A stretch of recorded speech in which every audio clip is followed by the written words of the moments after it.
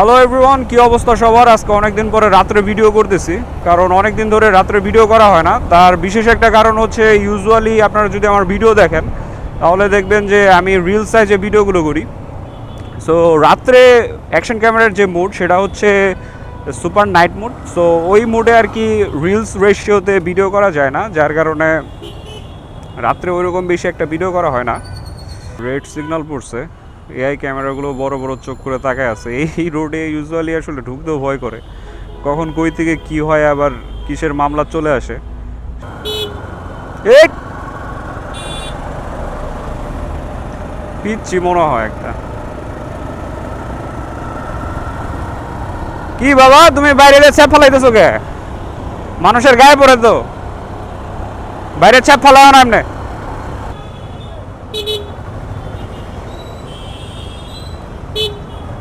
এ মামা, দুই কে সারা, তারপরে ইন্ডিকেটার দাও। মদন গুলা যে কবে মানুষ হইব।